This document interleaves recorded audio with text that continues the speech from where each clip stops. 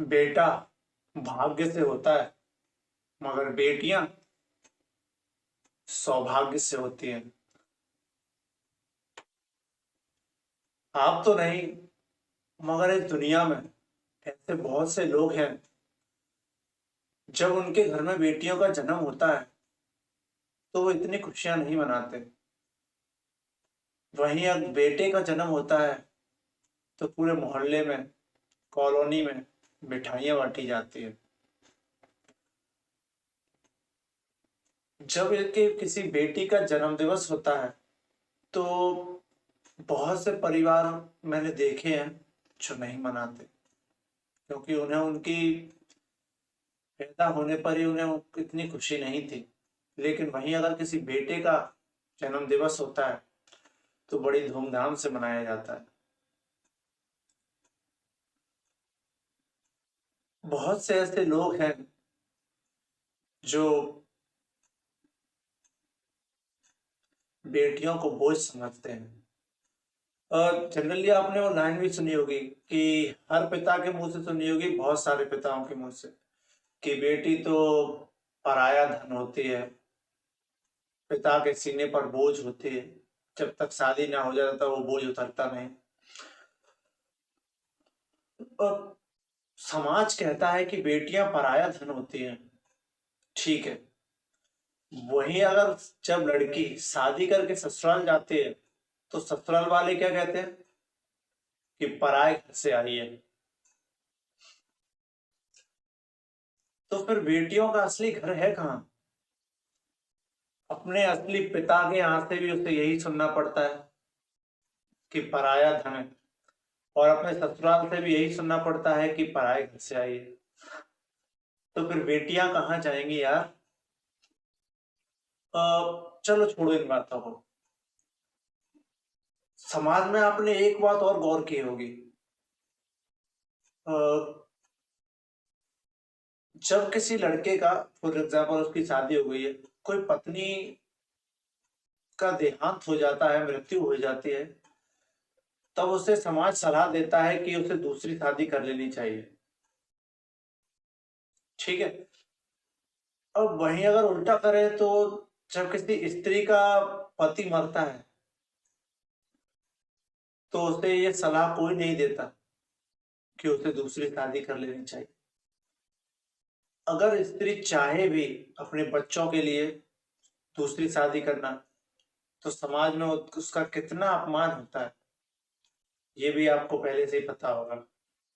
मैंने देखा है ना अपनी आंखों से, इसलिए बता रहा हूँ। तो मुझे ये यार एक बात समझ में नहीं आई कि जब लड़के की पत्नी मरी तो लड़के को सलाह क्यों दी गई कि उसे दूसरी शादी कर लेनी चाहिए? अभी तुम्हारी उम्र ही क्या हुई है, अभी तुम जवान हो, तुम्हारी शादी हो जाएगी तो तुम्हारे बच्चे भी हो सकते हैं। उस लड़के को कोई भी अपमान नहीं सहना पड़ता, समाज बल्कि उसके और तरफदारी में रहता है दूसरी शादी के लिए। लेकिन अगर किसी लड़की का पति मर जाता है तो उसे पूरी जिंदगी विधवा की तरह जीना पड़ता है। और खैर इस बात को भी छोड़ो। आपने समाज में एक बात और गौर की होगी, समाज में आपने सुना होगा कि लड़के से कहा जाता है कि जब भी चलो सीना तान के चलो, सिर उठाकर, पूरे गर्व के साथ, घमंड के साथ, अभिमान के साथ चलो, किसी से भी नजरें मत झुका, गर्दन नीचे करके नहीं, शेर की तरह बिल्कुल सीना तान के चलो। अब इसका उल्टा देखते हैं, किसी लड़की से क्या कहा जाता है पता है? अपने रास्ते आए, अपने रास्ते वापस जाना, जिस रास्ते से आए उस रास्ते वापस आओ, गर्दन झुका के निकलो, गर्दन उठा झुका कर ही नीचे आओ, किसी से ज्यादा हंसकर बात मत करो, आंखें उठाकर किसी को ज्यादा देर तक मत देखो।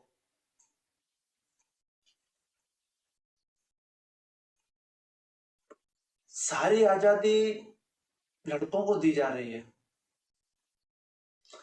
और इस तरह की जिंदगी लड़कियों को मिलती है।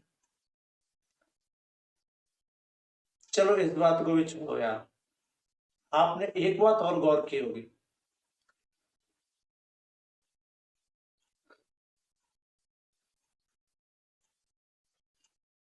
पति पत्नी में आपने सुना होगा कि फॉर एग्जाम्पल, पति पत्नी छोड़ो, आपने समाज में ये बात भी सुनी होगी कि किसी घर में कोई अगर पुरुष ना हो तो वहां की स्त्रियां सुरक्षित नहीं रह सकती।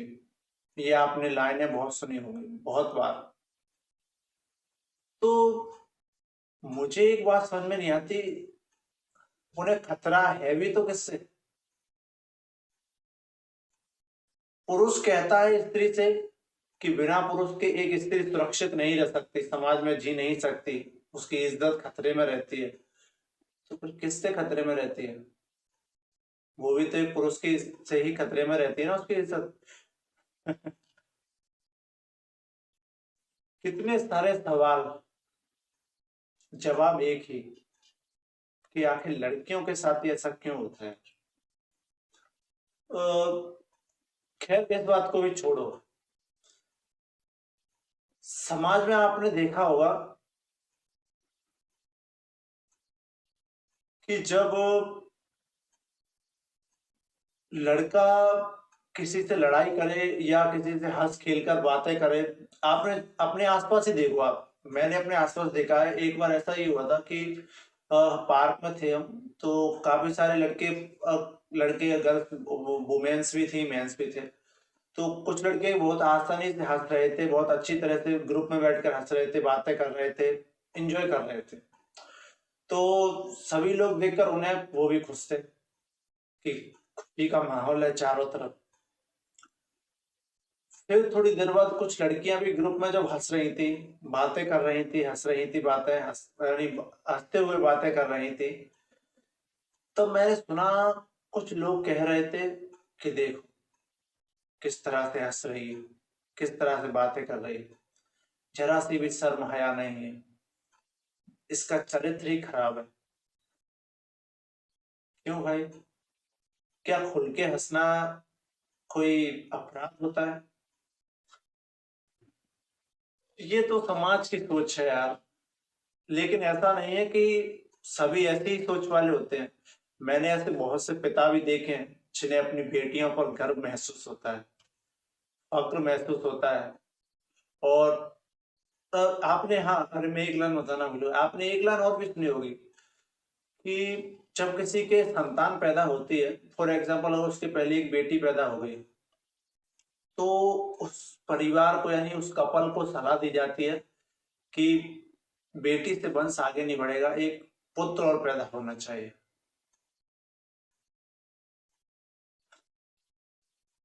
बात बहुत छोटी सी है, आप कहेंगे इतनी छोटी सी बात का ये बतंगड़ क्यों बना रहे हो। लेकिन अगर सही से सोचे तो एक बात बताओ, एक लड़की पैदा हुई तो सलाह दी गई कि एक पुत्र पैदा होना चाहिए, ठीक है। वहीं अगर दो पुत्र पैदा हो जाते ना, अब मान लो एक पुत्र भी पैदा हो गया, तो फिर उन्हें ये सलाह नहीं दी जाती कि अब एक बेटी पैदा हो जाए। बहुत कम चांस में, मैं ये नहीं कहता कि बिल्कुल भी, बहुत कम चांस। वो कहते हैं कि वाह, वंश को आगे बढ़ाने वाला चिराग ने जन्म ले लिया, चिराग पैदा हो गया।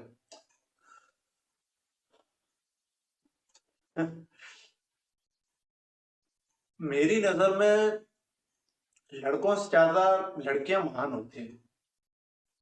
बिकॉज बेटे जो होते हैं ना, वो पिता की संपत्ति बांटते हैं, मगर बेटियां पिता का दुख दर्द बांटती हैं। कौन अच्छा हुआ, पुत्र या पुत्री?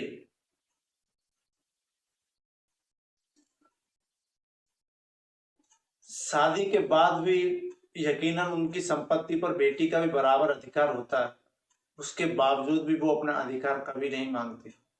और लेकिन संतान अपना अधिकार कभी छोड़ती नहीं, उसके पुत्र कभी अपना अधिकार नहीं छोड़ते, लेकिन उसकी पुत्रियां अपनी संपत्ति का हिस्सा छोड़ देती हैं। इससे बड़ी त्याग की भावना और कहाँ देखने को मिलेगी यार।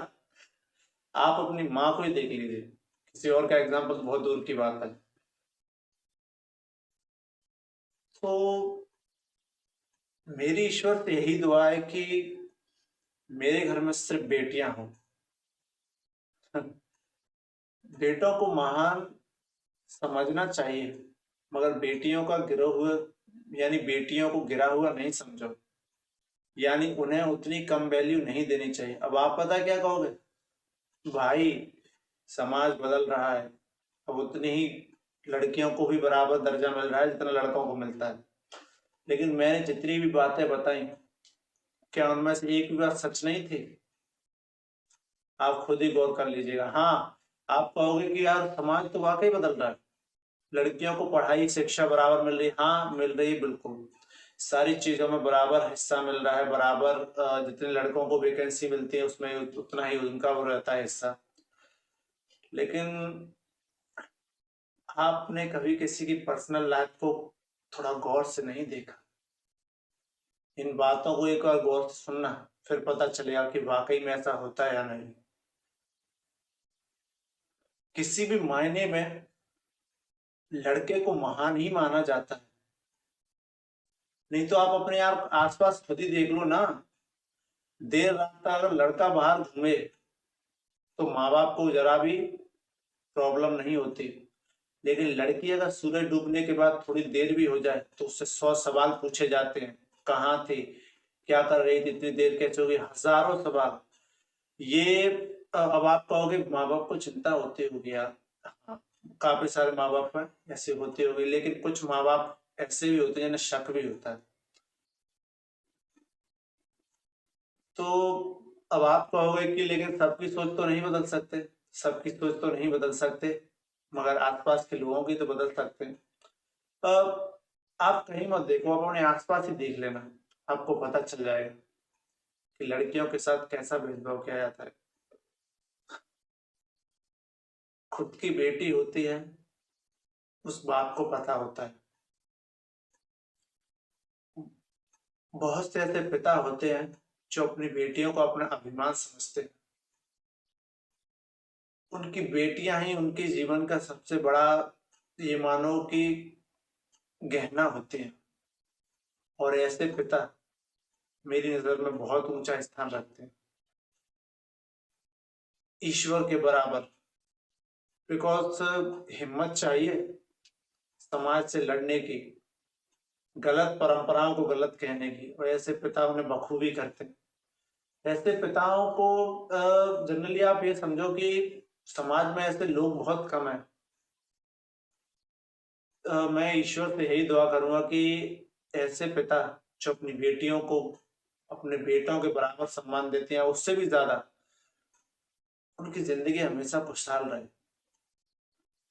हमेशा उनकी सेहत अच्छी रहे।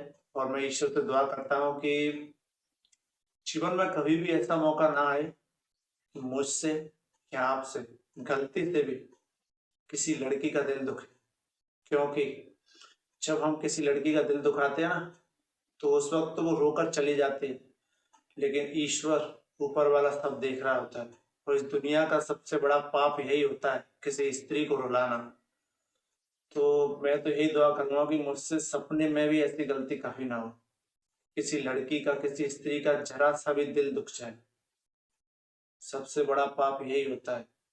इसलिए स्त्रियों का सम्मान करना चाहिए, उन्हें हर दर्जे में अव्वल रखो। इसीलिए तो आपने ऐलान भी सुनी होगी, लेडीज फर्स्ट। क्यों? वे डिजर्व करती हैं। समाज ने भले ही ये मत समझो कि लड़कियों को हर चीज में आगे रखा जाता है और तो लड़कों की वैल्यू कम हो गई, नहीं। लड़कियां इसके असली हकदार हैं और हमेशा फर्स्ट ही होनी चाहिए। बहुत सारी शिकायतें हैं मुझे समाज से, क्योंकि समाज जैसा दिखता है वैसा होता नहीं है। यहाँ बहुत सारी कुरीतियां, बहुत सारी गलत परंपराएं हैं जिनका अंधाधुंध विश्वास करते आ रहे हैं और आगे भी लोग करते जाएंगे। भाई कोई बदले या ना बदले, अपनी सोच तो पक्की है। कुछ भी हो जाए जिंदगी में, स्त्रियों का सम्मान करना हमेशा चाहिए। फिर चाहे सामने स्त्री कितना भी गलत हमें बोले, कितनी भी बुरी क्यों ना हो, उसका गलती से भी अपमान नहीं होना चाहिए। और जहां अगर किसी स्त्री का अपमान हो रहा हो तो वहां चुप मत होना। क्योंकि आज अगर किसी स्त्री का अपमान होते हुए आप चुप रहे, तो कल ऐसा वक्त भी आएगा, कल कोई आपकी माँ की, बहन की या बेटी का अपमान कर रहा होगा, उनकी बेइज्जती कर रहा होगा। उस दिन आपको ख्याल आएगा कि अगर आप उस औरत की इज्जत को बरकरार रख सकते, उसे अपमानित होने से बचा सकते, तो शायद ये दिन नहीं देखना पड़ता। तो ठीक है यार, वैसे भी मैंने अपने पिता से संघर्ष करना सीखा है और अपनी माँ से हर स्त्री का, हर लड़की का सम्मान करना सीखा, और मैं ये मरते दम तक करूंगा, चाहे कुछ भी हो जाए, कुछ भी। आप भी कीजिए स्त्रियों का सम्मान। और ना सही आपको लगता है कि पराई स्त्री है, पराई स्त्री हम अपनी माँ को देखिए, अपनी माँ को जितनी इज्जत देते हैं उतनी ही दूसरी स्त्रियों को दीजिए। अपनी बहन को जितना प्रेम करते हैं और सम्मान देते हैं, गलत निगाह से नहीं देखते, मन में हमेशा पवित्र विचार रखते हैं, वैसे ही दूसरों की बहनों के प्रति भी रखिए और रखना होगा। अपनी बेटी को जितना प्रेम देते हैं, दूसरी बेटियों को भी अपनी बेटी समझिए। यकीन मानिए, जब आप मरने के बाद ऊपर जाएंगे ना, तो आपने जितने भी गुनाह किए होंगे वो सारे सिर्फ इस एक पुण्य से मिट जाएंगे, और वो पुण्य होगा स्त्रियों का सम्मान।